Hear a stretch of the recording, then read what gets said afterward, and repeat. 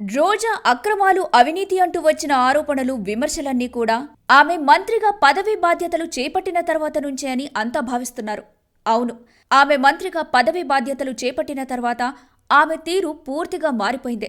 మంత్రి పదవి కోసం చకోర పక్షిలా వేచి చూసిన రోజాకు ఎట్టకేలకు వైసీపీ అధికారంలోకి వచ్చిన 3 ఏళ్ల తర్వాత జగన్ తన క్యాబిన్ పునర్వ్యవస్థీకరణలో భాగంగా టూరిజం శాఖ మంత్రిగా పదవీ బాధ్యతలు అప్పగించారు. అంతకు ముందు కూడా ఆమెనేమీ తీసి పక్కన పెట్టలేదు. ఆమెకు ఏపీఐఐసీ చైర్పర్సన్ గా కీలక బాధ్యతలు అప్పగించారు. అప్పుడామె ఏమీ శుద్ధపూసలా వ్యవహరించలేదు. ఆ హోదాలో కూడా ఆమె ముడుపుల మూటల వ్యవహారంలో ఎలాంటి ముఖమాటాలకు పోలేదు.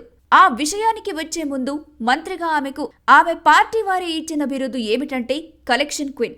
మంత్రి పదవి రాగానే ముడుపులు ముట్టరాదు, లంచాలు పుచ్చుకోరాదు అని రూలేమైనా ఉందా అన్నట్టుగా ఆమె మంత్రి పదవి చేపట్టిన 100 రోజులకే క్యాష్ కౌంటర్ ఓపెన్ చేసి ఓపెన్గా ముడుపులు స్వీకరించడం మొదలుపెట్టేశారని వైసీపీ వర్గాల నుంచే పెద్ద ఎత్తున విమర్శలు వెల్లువెత్తాయి. మినిస్టర్ రోజా అపాయింట్మెంట్కే 50,000 రూపాయలు తీసుకుంటారని, పోస్టింగులకు ఇంత అన్నట్టుగా ఆమె అందివచ్చిన ఏ అవకాశాన్ని విడవకుండా రేట్లు కట్టి మరీ ముడుపులు తీసుకున్నారన్న విమర్శలు ఉన్నాయి. సరే, ఇప్పుడు అసలు విషయానికి వస్తే ఆమె మంత్రిగా పదవీ బాధ్యతలు చేపట్టడానికి చాలా ముందు నుంచే, అంటే ఏపీఐఐసీ చైర్పర్సన్గా ఉన్నప్పుడు కూడా అడ్డగోలు సంపాదన కోసం అర్రులు చాచారని ఇప్పుడు వెలుగులోకి వస్తుంది.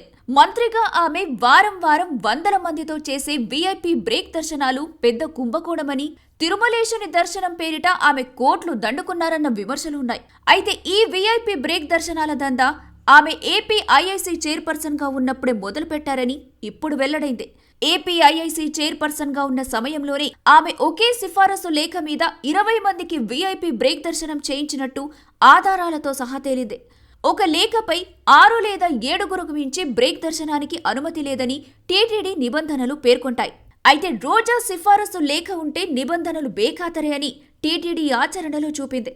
ఆనం వెంకట్రామిరెడ్డి వీఐపీ బ్రేక్ దర్శనాల పేర రోజా కోట్లలో దండుకున్నారని చేసిన ఆరోపణలకు బలం చేకూర్చేదిగా ఆమె ఒకే లేఖలో 10ల సంఖ్యలో బ్రేక్ దర్శనాలకు సిఫారసు చేయడం నిలుస్తోంది.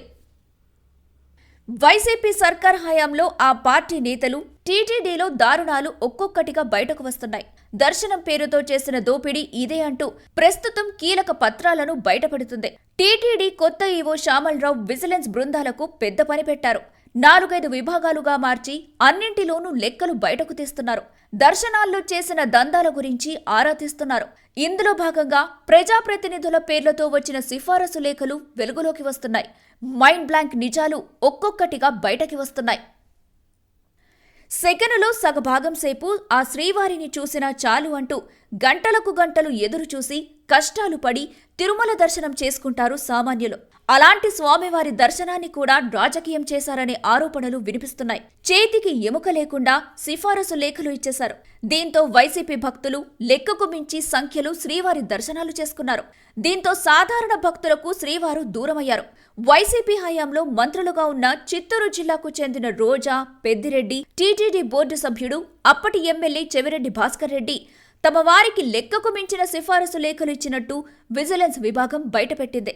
రోజా అయితే స్వయంగా తనతో 100ల కొద్ది భక్తులను తీసుకువెళ్లి ఒకే టికెట్పై 10ల సంఖ్యలో శ్రీవారిని దర్శించుకున్నారు. తాజా విచారణలో బ్రేక్ దర్శనం పేరుతో ఆమె 100ల కొద్ది సిఫారసు లేఖలు ఇచ్చారని తెలిసిందే. ఇక మరో కీలక నేత, అప్పటి మంత్రి పెద్దిరెడ్డి రామచంద్రారెడ్డి వీఐపీ బ్రేక్ దర్శనంలో ఒకేసారి 54 మందిని శ్రీవారి దర్శనానికి పంపిన వ్యవహారం ఇప్పుడు బయటకు వచ్చింది. తాను పంపిన వారిని దర్శనానికి అనుమతించాలంటూ ఆయన రాసిన సిఫారసు లేఖను టీడీపీ సోషల్ మీడియాలో షేర్ చేసింది. మరోవైపు ఈ బ్రేక్ దర్శనం స్కామ్తో పాటు శ్రీవాణి ట్రస్ట్ టికెట్ కుంభకోణం పైన టీటీడీ విజిలెన్స్ విచారణ ప్రారంభించింది.